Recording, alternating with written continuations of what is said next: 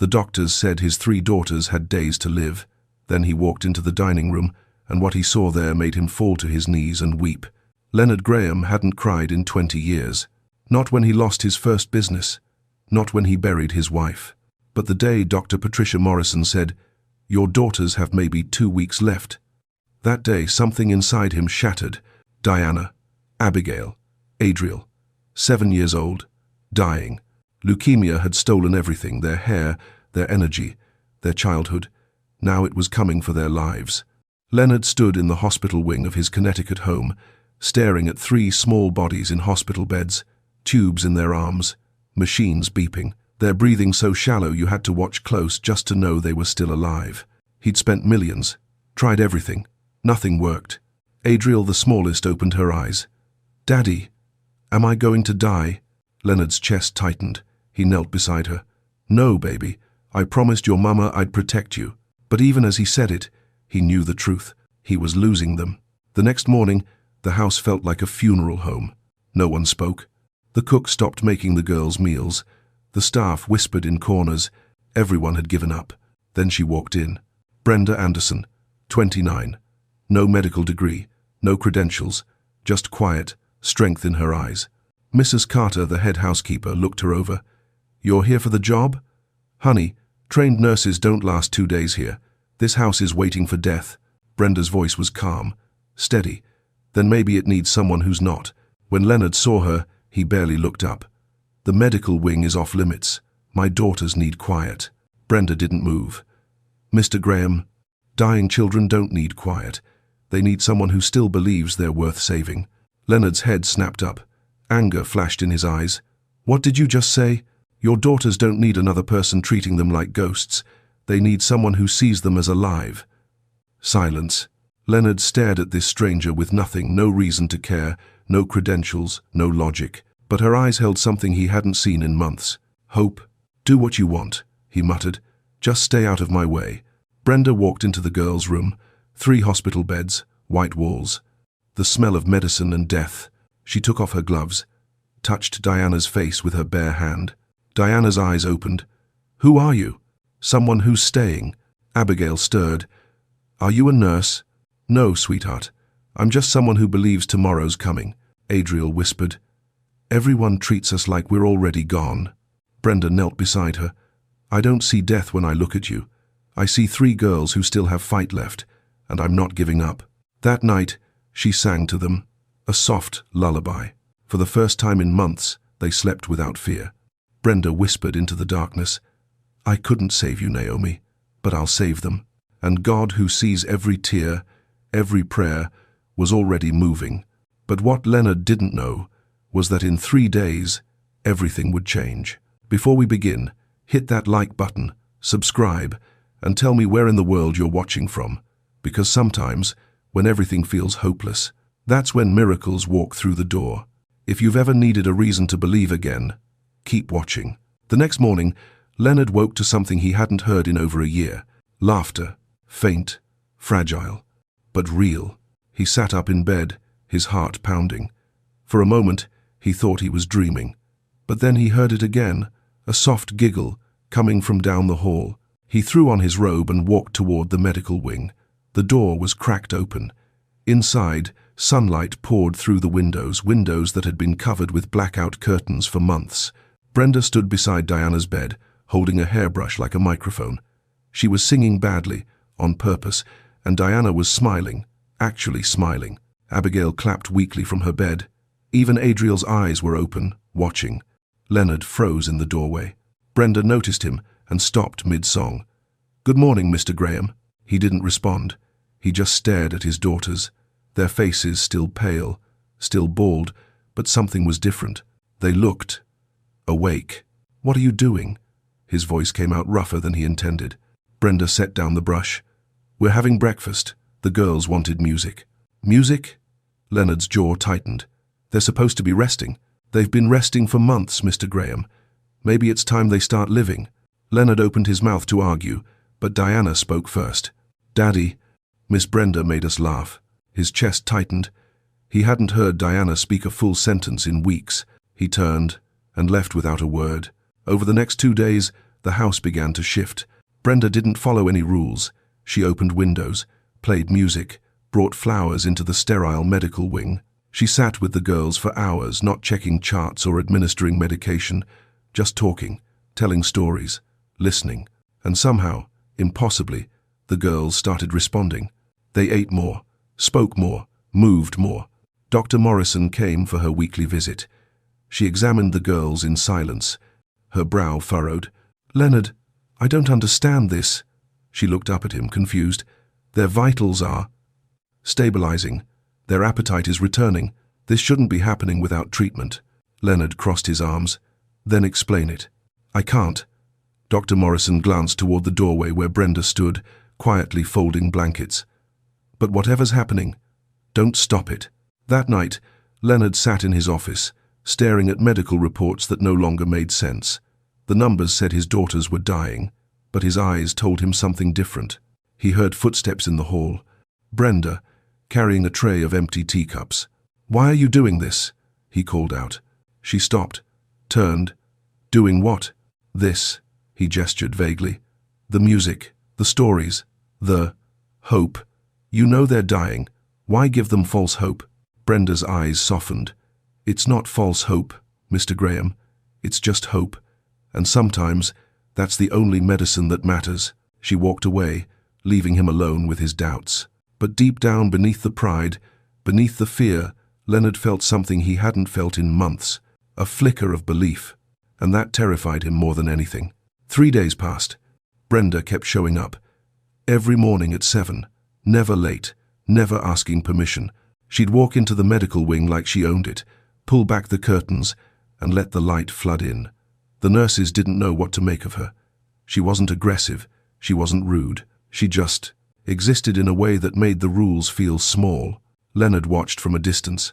He'd stand in the hallway, arms crossed, listening to her talk to his daughters like they had years ahead of them, like there was no diagnosis, no death sentence. It made him angry. One morning, he overheard her in the kitchen, talking to Mrs. Carter. "I need party supplies," Brenda said. "Balloons, streamers, cake ingredients." Mrs. Carter blinked. "Party supplies? For what?" "The girls turn 7 in 10 days. We're celebrating." The room went silent. Mrs. Carter's face went pale. "Miss Anderson, those girls might not make it to their birthday." Brenda looked her straight in the eye. "Then we make sure they do." Leonard stepped into the kitchen. His voice was ice. "What did you just say?" Brenda turned, calm, unflinching. "I said, we're throwing them a birthday party."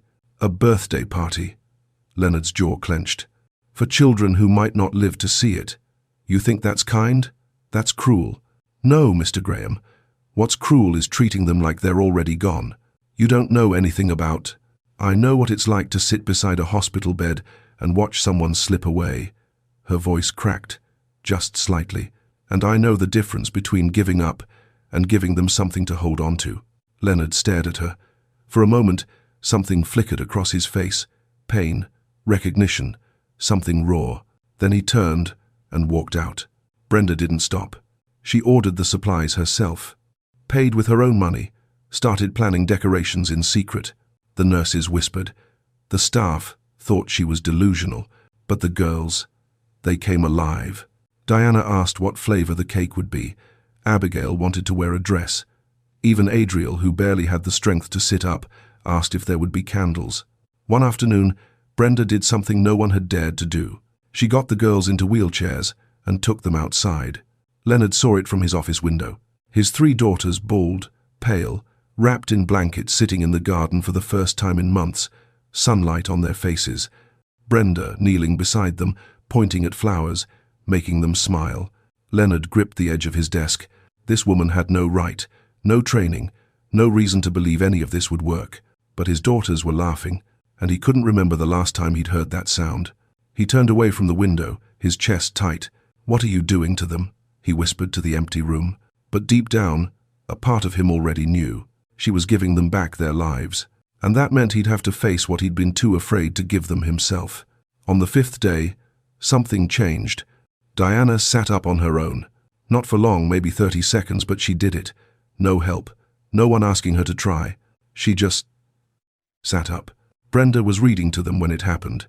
She paused mid-sentence, watching Diana's small frame straighten against the pillows. "Look at you," Brenda whispered, her voice thick with emotion. Diana smiled, weak but real. "I wanted to see the picture." Abigail reached out and touched her sister's hand. "You did it, Di." Even Adriel turned her head, watching with wide eyes. It was small, so small, but it was everything. Dr. Morrison came that afternoon for her scheduled checkup. She examined Diana in silence, then moved to Abigail, then Adriel. When she finished, she just stood there, staring at her clipboard. "What is it?" Leonard asked from the doorway. Dr. Morrison looked up. Her face was pale. "Their white blood cell counts are improving." Leonard straightened. "Improving? How much?" "Enough that I had the lab run the tests twice." She shook her head. "Leonard, this doesn't happen. Not without active treatment. Not with leukemia this aggressive." "So what are you saying?" "I'm saying, I don't know." She looked toward Brenda, who was quietly arranging flowers by the window. "But something is working." Leonard followed her gaze. Brenda wasn't doing anything medical. She was just there, present, steady. Dr. Morrison lowered her voice. "Whatever's happening in this room, don't question it. Just let it continue." She left. Leonard stood frozen, watching Brenda hum softly as she adjusted the vase. That night, he couldn't sleep. He walked the halls, restless, his mind spinning. For weeks, he'd thrown everything at this disease: money, science, the best doctors in the world. And a woman with no credentials was doing what none of them could. He found himself standing outside the girl's room. The door was cracked open. Inside, Brenda sat in the chair between the beds, knitting something small and blue. "Why are you still here?" Leonard's voice came out quieter than he intended. "It's past midnight." Brenda didn't look up. "Because they sleep better when someone's close. The nurses can do that. The nurses check vitals. I'm just here." She glanced up at him. "There's a difference." Leonard stepped inside. The room was dim, lit only by a small lamp. His daughters slept peacefully, their breathing steady. He'd avoided this room for weeks. It hurt too much to see them like this. But now, they looked different. Not healed, but not dying either. "You really think they're going to make it to their birthday?" he said. It wasn't a question. Brenda set down her knitting. "I think they're fighting, and as long as they're fighting, I'm not giving up." Leonard looked at her. Really looked at her. "Who are you?" he asked quietly. Brenda's eyes held something deep, something broken and beautiful all at once. "Just someone who made a promise," she whispered. Leonard wanted to ask more, but something in her voice stopped him. He turned to leave, then paused at the door. "Thank you," he said, so quietly he wasn't sure she heard. But when he glanced back, Brenda was smiling, and for the first time in months, Leonard Graham felt something he thought was gone forever. Hope. Leonard started avoiding the medical wing, not because he didn't care, because he cared too much.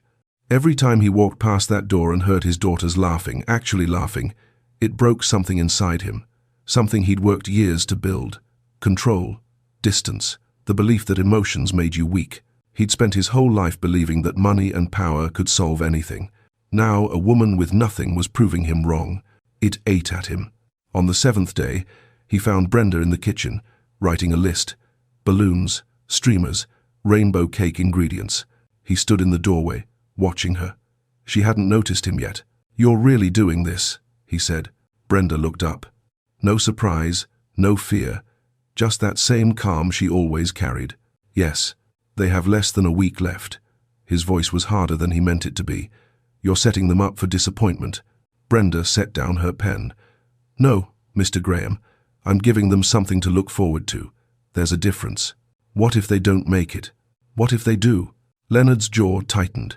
He stepped closer, his voice dropping. "You don't understand what it's like.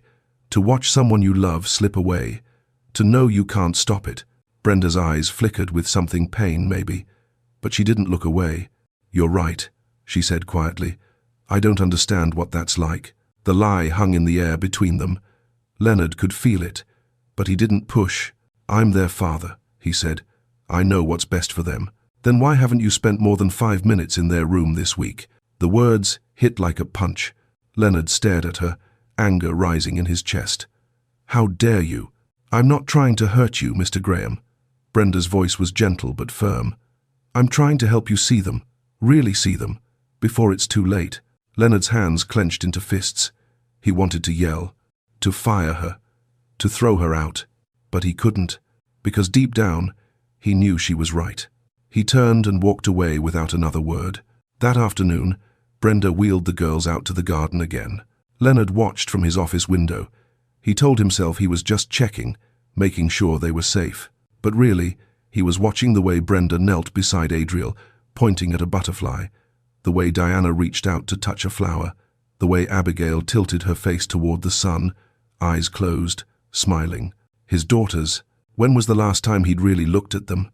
Not at their diagnosis, not at their monitors, at them. He pressed his hand against the glass.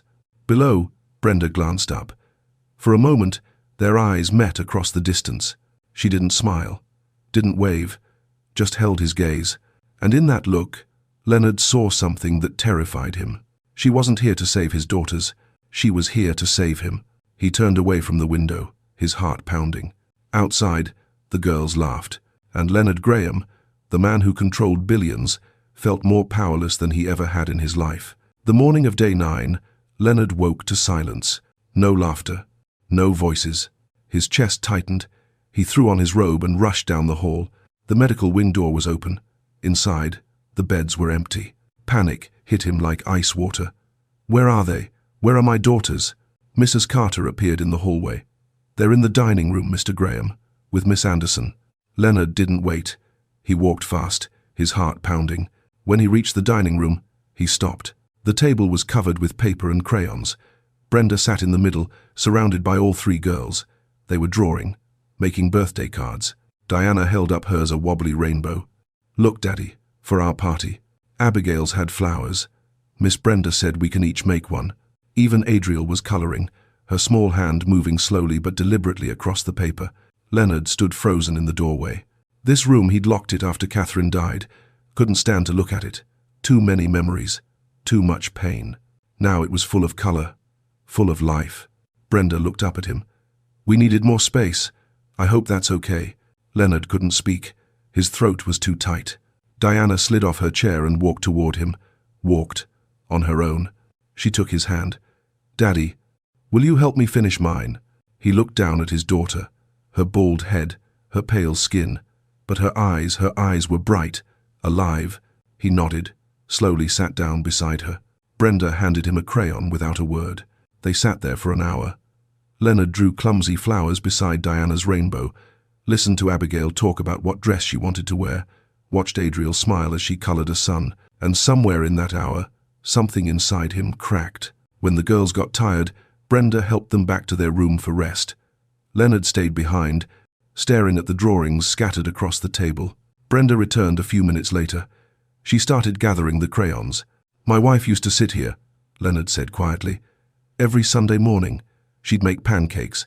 The girls would draw pictures while we waited." Brenda stopped, listened. "After she died, I couldn't. I locked this room. Couldn't face it." His voice broke. "I've been so afraid of losing them that I forgot to be their father." Brenda sat down across from him. "It's not too late, isn't it?" He looked at her, his eyes red. "They're dying, Brenda. The doctors said a lot of things." Brenda's voice was gentle but firm. "But your daughters are still here, still fighting, and they need you in that fight." Leonard covered his face with his hands. "I don't know how." Brenda reached across the table and placed her hand over his. "You just show up," she whispered. "That's all. You just keep showing up." Leonard looked at her through tears, and for the first time since Catherine died, he let himself cry. Brenda didn't move, didn't speak, just sat with him in his grief. Outside, the wind moved through the trees. Inside, a father began to heal. The morning of their birthday arrived. Leonard woke early. His heart was heavy. He'd barely slept. 10 days ago, Dr. Morrison had given them 2 weeks. Today was day 10. His daughters were still alive. He walked downstairs and stopped at the dining room door. Inside, Brenda had transformed everything. Balloons hung from the ceiling. Streamers in every color covered the walls. The table was set with plates and candles, and in the center, a 6-layer rainbow cake. Each layer a different color. Leonard's breath caught. "What is this?" His voice came out rough. Brenda turned. She wore a simple dress, her hair pulled back. "It's a birthday party, Mr. Graham. Your daughters are 7 today. They might not—" He stopped himself, looked at the cake, the decorations, the love poured into every detail. "They're here," Brenda said softly. "That's what matters." An hour later, the girls came down. Diana wore a blue dress, Abigail wore yellow, Adriel wore pink. They were thin, bald, still so fragile, but they were smiling. Leonard stood against the wall, his arms crossed, trying to hold himself together. Mrs. Carter brought in the cake, candles lit. 7 small flames flickering in the light. The girls stood together, holding each other up. "Make a wish," Brenda said. Diana looked at her sisters, then at Leonard.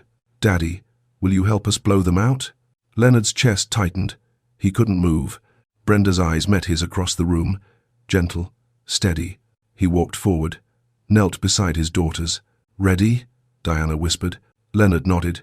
He couldn't speak. They leaned in together, all 4 of them, and blew. The candles went out. The room erupted in applause. Mrs. Carter wiped tears from her face. Even the nurse standing in the corner was crying, but Leonard didn't hear any of it. All he saw were his daughters, alive, laughing. Here, he pulled them close, all 3 of them, and he broke.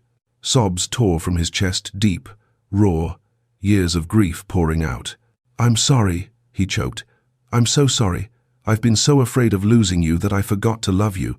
Diana wrapped her small arms around his neck. "It's okay, Daddy." Abigail pressed her face against his shoulder. "We love you," Adriel whispered.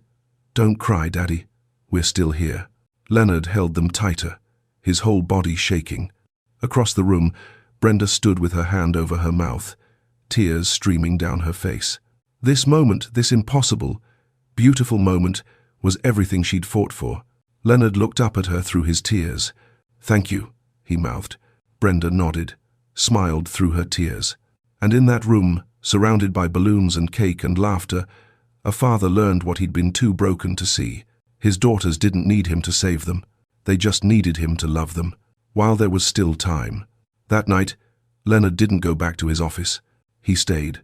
He sat in the chair beside their beds, watching them sleep, their breathing steady, their faces peaceful. For the first time in months, he wasn't afraid to be close to them. Diana stirred, opened her eyes halfway. "Daddy?" "I'm here, sweetheart." She smiled. "You stayed." "I'm not going anywhere." His voice cracked. "Not anymore."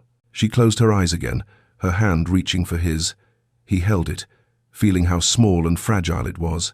He'd spent so much time running, hiding in his office, making calls, trying to control what couldn't be controlled. But Brenda was right. All they needed was him, present, here. The next morning, something shifted in the house. Leonard didn't retreat to his office. He had breakfast with the girls, sat with them while Brenda read stories, helped them with their drawings. He was clumsy at first, didn't know what to say, how to just be. But they didn't care. Diana asked him to help her color. Abigail wanted him to braid the wig she wore sometimes. Adriel just wanted him to sit close. And Leonard did. One afternoon, he found Brenda in the hallway, folding blankets. "I owe you an apology," he said quietly. Brenda looked up. "For what?" "For fighting you. For not trusting you." He paused. "For not seeing what you were really doing." Brenda smiled softly. "You were protecting them. That's all you knew how to do. You taught me something better." His voice was thick. "You taught me how to love them." Brenda's eyes filled with tears. She didn't speak, just nodded. That evening, Leonard sat in the garden with the girls. The sun was setting, casting golden light over everything. Abigail leaned against his shoulder. Diana played with a flower in her hand. Adriel sat in his lap, quiet but content. "Daddy," Diana said, "are we going to be okay?" Leonard's throat tightened. He wanted to lie, to promise them forever. But he'd learned something in the last 2 weeks. Truth wrapped in love was better than false hope. "I don't know, sweetheart," he said gently, "but I know we're together, and that's what matters." Diana thought about that, then nodded. "Okay." They sat in silence, watching the sky turn pink and orange. Leonard closed his eyes, felt the weight of his daughters against him, the warmth of the fading sun. He whispered a prayer, something he hadn't done since Catherine died. "Please, if you're listening, give us more time." The wind stirred the trees, and for a moment, everything felt still, sacred, like God was close enough to hear. But Leonard didn't know. In 2 days, everything would shatter. 2 nights later, the storm came. Winter hit Connecticut hard. Snow fell thick and fast. The wind howled against the windows, rattling the glass. By evening, the power flickered. Once, twice, then went out completely. The emergency generator kicked in, but the house felt isolated, cut off from the world. Leonard checked on the girls. They were sleeping. Brenda sat in the chair between their beds, knitting by lamplight. "Storm's getting worse," he said quietly. Brenda nodded. "We'll be fine." Around midnight, Adriel woke with a fever. Brenda felt her forehead. Her skin was burning. "Leonard," she called. Her voice was calm but urgent. He was there in seconds. "What's wrong?" "She's spiking. We need to cool her down." They worked together. Cold towels, ice. But Adriel's temperature kept climbing. Her breathing became shallow, labored. Leonard grabbed his phone. No signal. He tried the landline. "Dead. I'll drive to the hospital." "You won't make it 10 feet in this snow." Brenda's voice was steady, but her hands were shaking. Adriel's lips started turning blue. Diana and Abigail woke, their eyes wide with fear. "What's wrong with Addie?" Leonard knelt beside Adriel's bed. "Baby, stay with me. Please, stay with me." But her eyes were rolling back. Her breathing stopped. The monitor flatlined. "No," Leonard's voice broke. "No, no, no." Brenda pushed him aside. She tilted Adriel's head back, started compressions. Her hands moved fast, counting under her breath. "Come on, sweetheart. Come back." 30 seconds. A minute. Leonard grabbed Adriel's hand. "Please, baby. I just found you again. Don't leave me. Please." Brenda kept going, tears streaming down her face, her voice cracking as she counted. "Breathe, baby. Breathe. Your daddy needs you. Your sisters need you." 2 minutes. Leonard collapsed, his forehead pressed against Adriel's chest. "God, please, take me instead. Please, not her."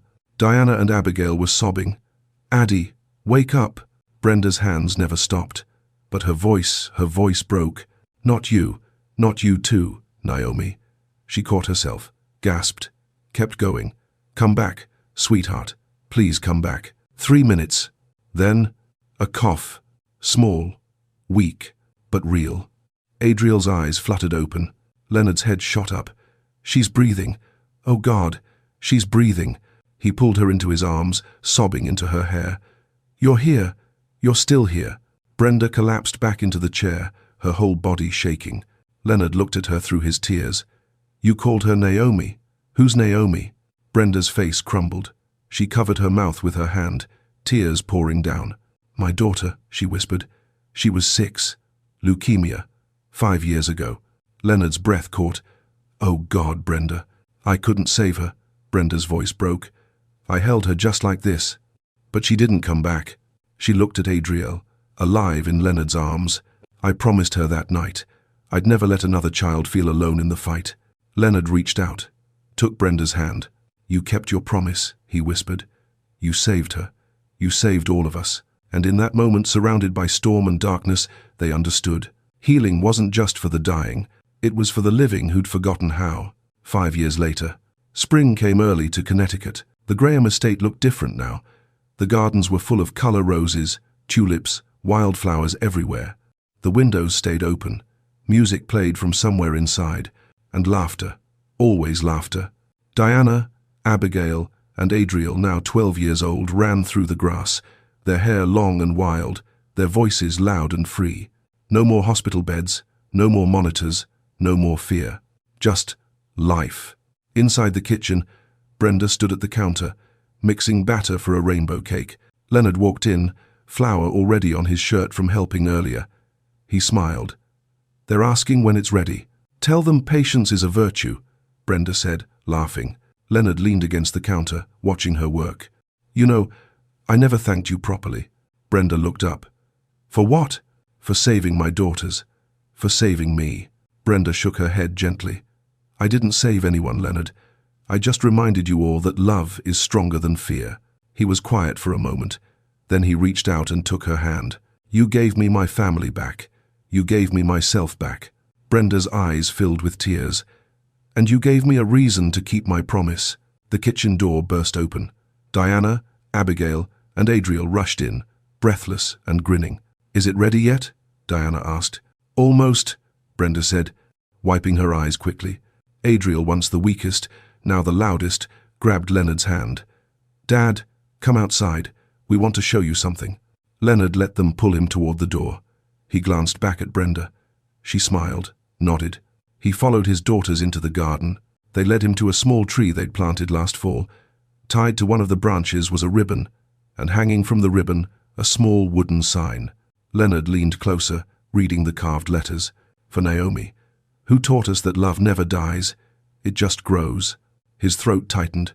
He looked at Brenda, who'd followed them outside. "They wanted to honor her," Brenda whispered. "The girl who started it all." Leonard pulled his daughters close, all three of them. Then he reached out and pulled Brenda in too.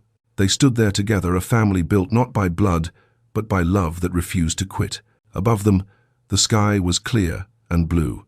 Somewhere, beyond the clouds, a little girl named Naomi was smiling, because her mother's love hadn't ended when she died. It had multiplied. That evening, they gathered around the table. The rainbow cake sat in the center, candles lit. But this time, the candles were for Brenda. "Happy birthday, Miss Brenda," the girls shouted. Brenda covered her face, laughing and crying at the same time. Leonard raised his glass.